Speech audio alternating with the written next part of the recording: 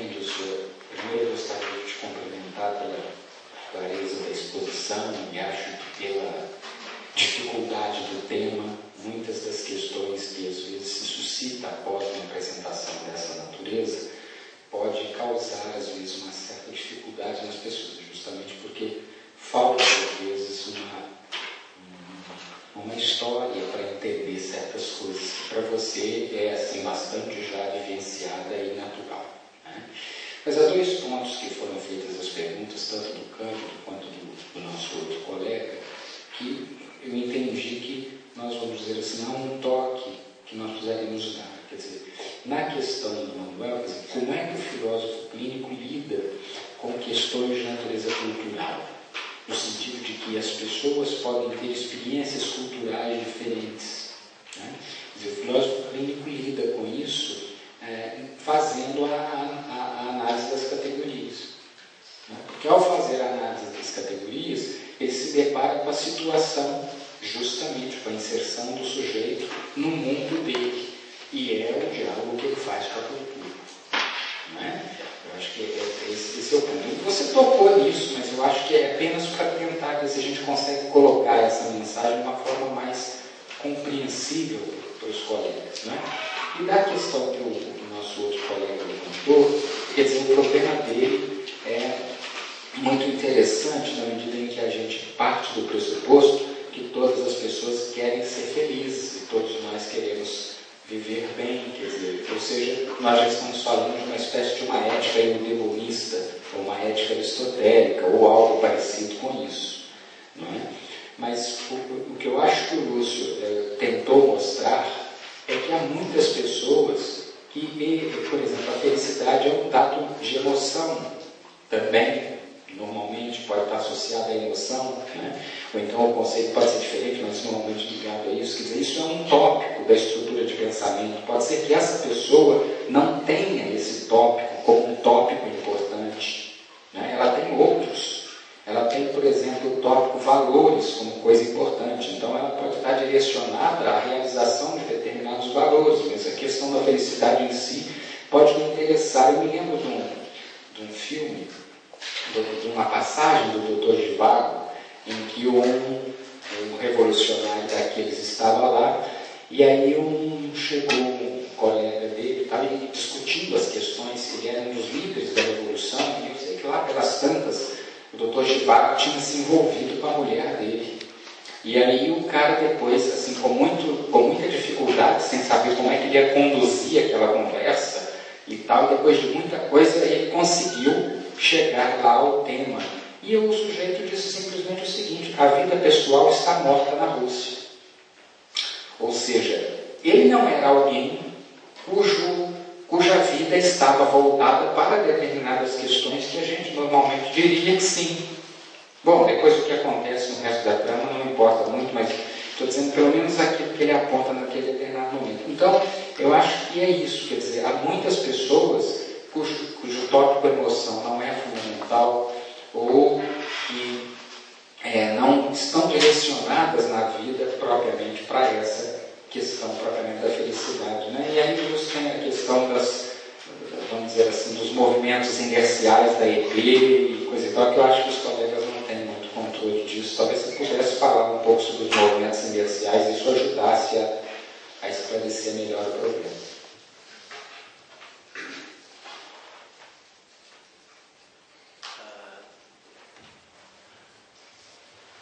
Olha,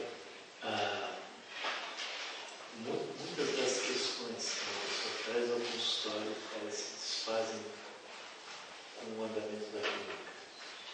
Na nossa época, se nós estudássemos o homem medieval, dependendo da fase dele, encontraríamos várias características. Na nossa época, há várias características muito nítidas, muito pontuadas. Uma dessas características, por exemplo, aponta para o afastamento de si mesmo. Uma coisa muito peculiar, muito própria da nossa época. O menino tem 6, 7 anos, gosta de futebol, gosta de bola, mas a mãe chama para estudar. Diz que precisa ser alguém, se afastou dele mesmo. Aos 15 anos ele gosta de uma menina, Mas ao invés de falar com ela, ele fica todo envergonhado, vai falar com a amiga dela, acaba casando com a amiga. Mais uma ocasião que ele se afasta dele mesmo. Ele consegue um emprego que lhe dá uma remuneração muito acima da remuneração de época, de padrão, e ele desiste de fazer aquilo que ele gostaria de fato de fazer. Outro afastamento dele mesmo. Há um ponto nisso em que a pessoa está tão longe dela mesma que até aquilo que é bom se torna ruim. Ela se perdeu dela mesma. Em casos assim, há vários elementos sintomáticos. Por exemplo, a pessoa opta por elementos que precisam ter quantidade. É um dos caracteres. Então, um prato de comida não é mais suficiente. Ela precisa comer 3 pratos de comida. Outro fator, intensidade. O mundo aqui fica tão frágil de estímulos para a pessoa que ela precisa de instrumentos contundentes para se sentir viva. Então nós temos toda uma indústria que propicia isso. Desde parques de diversões, filmes de terror, qualquer coisa que dê um impacto no sujeito e mostre que ele está... É uma maneira de se sentir vivo. Intensidade. E existem outros elementos tóxicos que fazem com que, mesmo você tendo aquilo, aí mesmo que você está mais longe, funciona por 5 minutos, um dia, 2 dias, e logo você retoma. E os fatores correlatos, os subprodutos disso dizem respeito à ansiedade, tensão,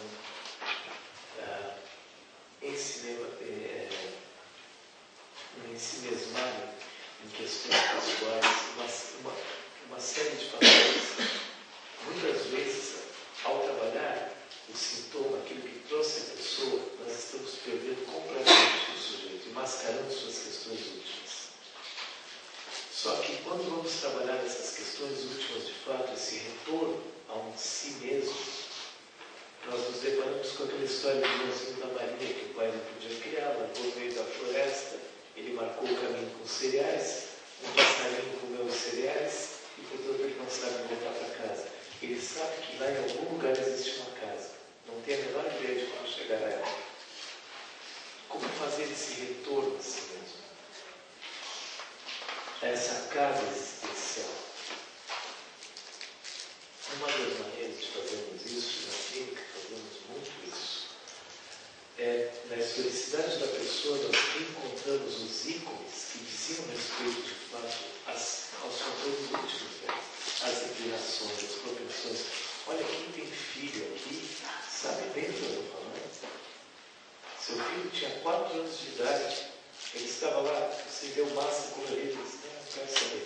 Aí ele viu sua caneta ali, pegou a caneta e começou a desenhar lá no...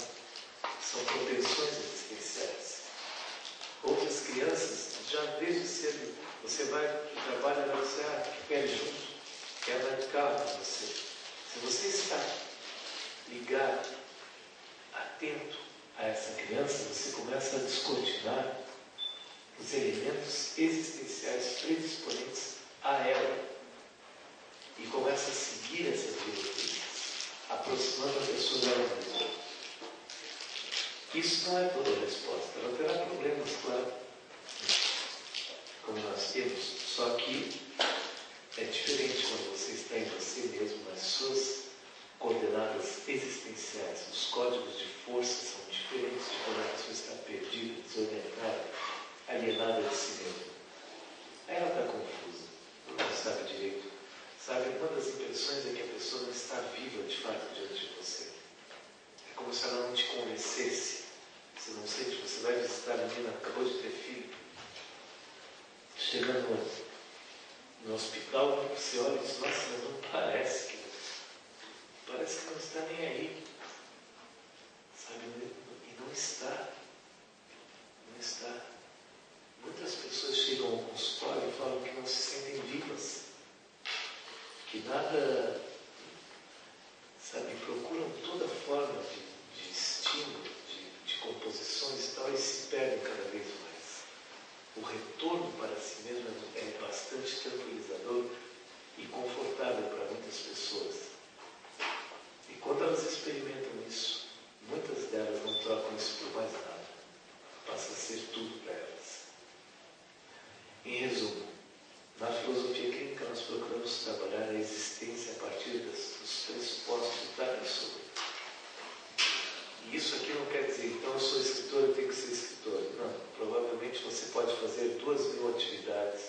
pode estar com 2.000 pessoas em 2.000 lugares que tem a ver com você.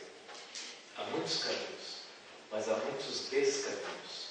Aproximar as pessoas dos caminhos delas é uma das diretrizes que faz com que ela tenha aquela vivência que Heidegger chamava de autêntica.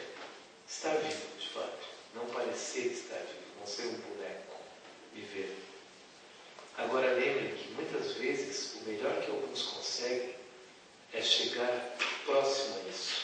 E não devem ser acusados ou descredenciados por conta disso. Nós não sabemos o sofrimento de cada um. Alguns sofreram tanto, padeceram tanto, que o melhor que eles conseguem é uma aproximação em torno disso.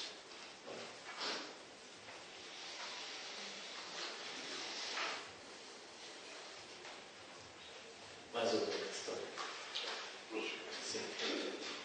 É para satisfazer apenas uma curiosidade.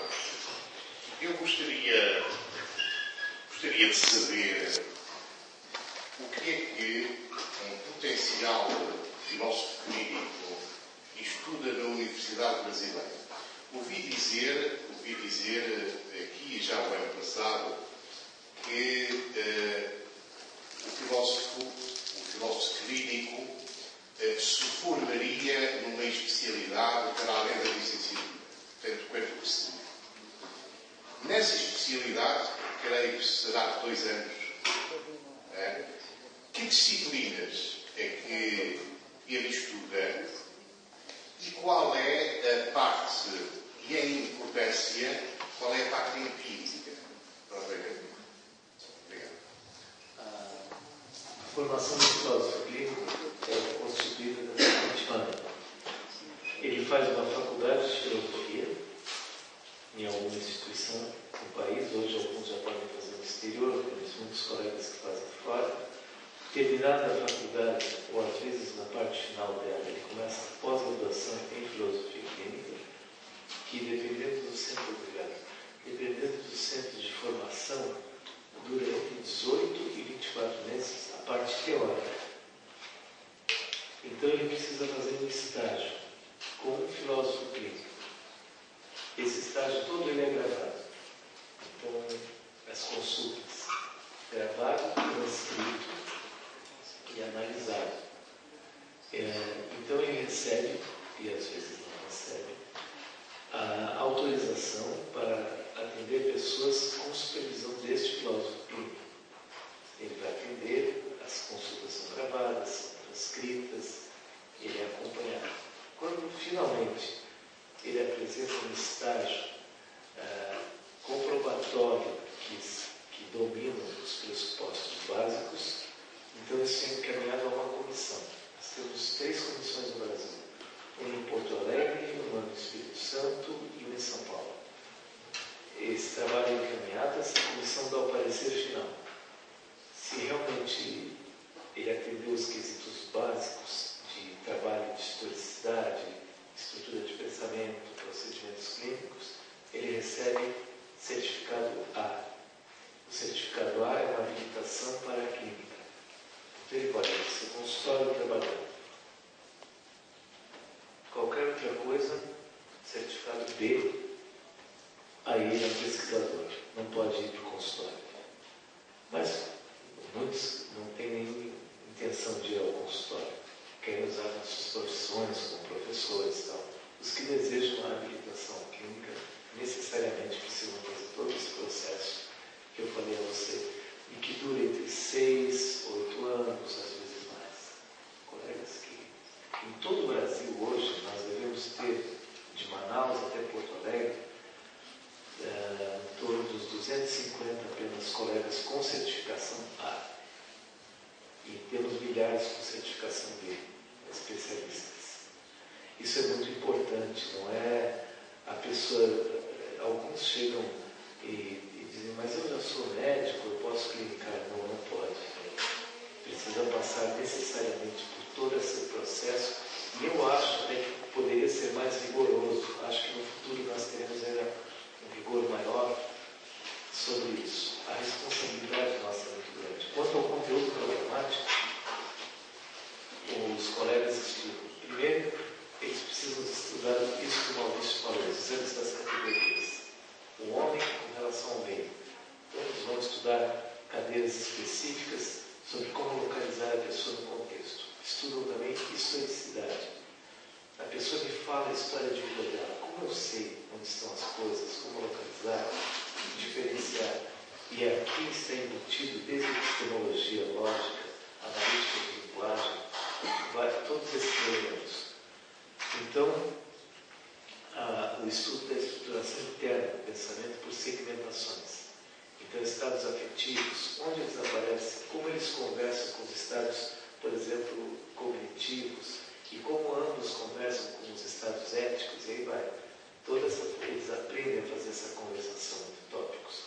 Por último, os procedimentos químicos, que derivam disso que eles encontraram na estrutura de pensamento. É uma técnica trabalhosa, é artesanal, mas é muito bom. Não é? Os colegas que estão aqui, que trabalham já em consultórios, hospitais, clínicas, sabem o quanto ela faz. Porque, como ela mira a existência, ela mira um horizonte muito amplo. A pessoa não chega, você olha e diz, bom, aqui está um paciente, uma pessoa que está doente, tem que ver a doença dela, mergulhar nessa doença. Isso é terrível.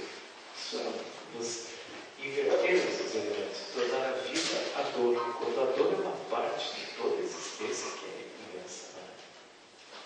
Suponhamos que havia um aluno aqui na Universidade Portuguesa que concluía a sua licenciatura em Filosofia e resolvia, querer encarar a possibilidade de vir a ser filósofo clínico, que é coisa que não existe em Portugal, e decide-se pelo Brasil. O que é que ele faria para atingir esse algo mesmo? Procuraria um centro de formação em todos os estados, praticamente. Lá, conversaria com o professor titular, faria uma avaliação com ele. Ele diria, eu me formei na Universidade Católica Portuguesa. Eu diria, vamos ver que você estudou filosofia, deixa eu ver se o programa curricular. E ele começaria todo esse princípio, desde o início. Encaixaria numa das turmas, às vezes já em andamento, e aí iniciaria o trabalho de estudo de historicidade. Ele recebia os livros, muita gente escreveu. Só o Maurício deve ter uns 4 ou 5 livros de filosofia, fundamentação teórica, ensaios, ele faz resenha dos livros dos colegas. Essa é a caminhada. Assim que se faz. Mas aqui em Lisboa já tem um grupo articulado para começar a filosofia clínica. Já tem um grupinho, um colega aqui chamado Douglas. Você o Douglas entrou em contato e já tem um grupo pequeno, não é, Douglas? Sim, um grupo de pessoas interessadas em começar a... Você entrou em contato com a universidade de qual foi? Sim, eu estou a terminar o mestrado na Universidade de Lisboa, clássica, terminar o mestrado de filosofia, e eu entrei em contato para conseguir já, pelo menos ali, que eles vão ceder uma sala como um grupo de estudo mesmo, que não vai fazer parte em si da universidade, mas um grupo de estudo que possa ali ter o acesso à internet, ao data show, e como já falei com o professor, através disso começar aí pelo menos um estudo de introdução ao tema.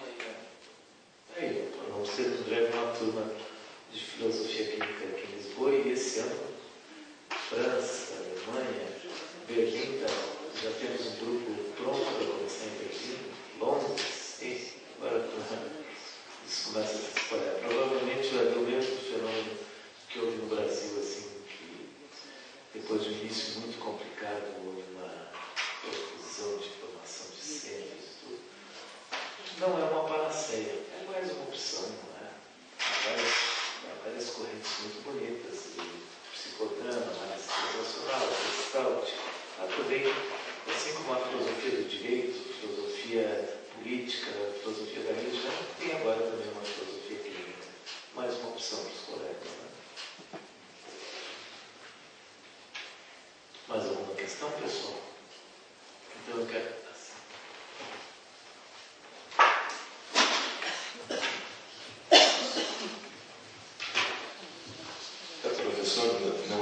questão seria uma colaboração com o médico e deixar algumas questões no ar em relação à corporeidade. Eu sou médico anestesista e vocês imaginam quando uma pessoa chega para fazer a cirurgia no anestesista, por quantos farmacêuticos ela já passou, que deram medicação para ela para ver se passaria a dor, se melhoraria, por quantos médicos essa pessoa já foi e não gostou, não teve empatia com o médico, trocou de médico, foi para outro, até que ela decide ir para a cirurgia, a família já deu opiniões, e aí ela chega na frente do anestesista, que sou eu, que seria mais ou menos o carrasco. Naquela hora, vou ser eu que vou tirar o controle dela, ela vai perder a consciência e o cirurgião vai tirar um pedaço dessa paciente. Quando ela acordar, ela não sabe como vai ser. Como eu, como filósofo clínico, posso atuar nesse momento que ela me conhece 15 minutos antes da cirurgia e eu tenho que, como o professor falou, é um processo da vida isso, ela não está louca, ela é uma travessia que ela precisa passar, a vida deu um problema físico para ela e ela tem que passar. E nesse momento, quando eu vou examinar, ela está com hipertensão, a pressão dela está lá em cima, ela está com dor de cabeça, ela está com febre, e aí o cirurgião diz assim, olha, acho que não dá para operar nessas condições, nós vamos ter que transferir a cirurgia. Se eu for transferir essa cirurgia, ela vai ficar mais todo esse tempo com hipertensão, com dor de cabeça. Então, a primeira coisa que eu tenho que fazer é entender que ela está somatizando nesse momento. Mas o ponto que eu queria deixar em relação à corporeidade é que esse paciente fica deitado, inerte, nu na minha frente, e quando ele acorda, sabe o que ele pergunta para mim? Falei alguma bobagem, doutor? Onde é que está o corpo dela? Esquece completamente. Está preocupado se falou alguma bobagem enquanto dormia. E a segunda pergunta que mais acontece é assim, estava muito estragado, doutor? Eu queria deixar no ar esses questionamentos em relação à corporeidade.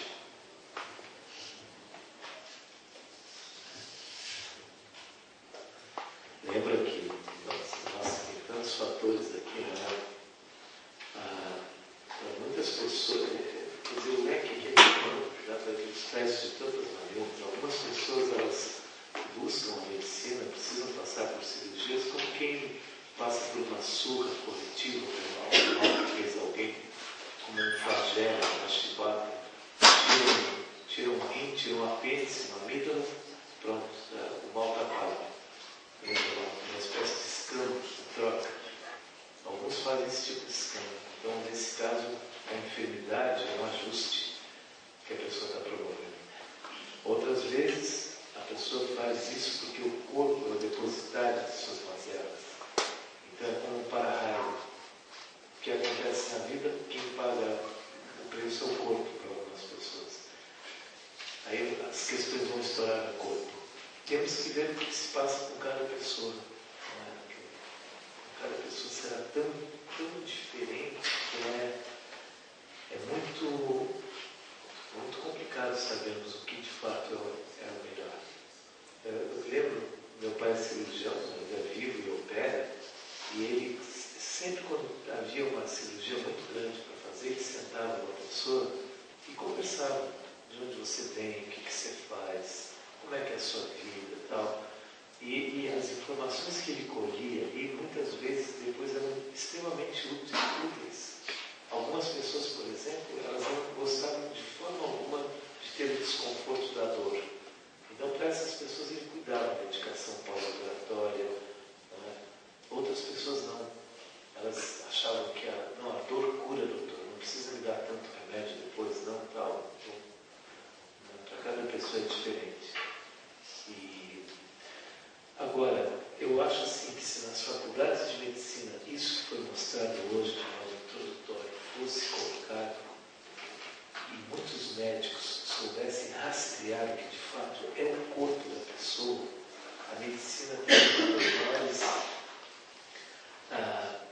inserções existenciais que nós poderíamos conceber.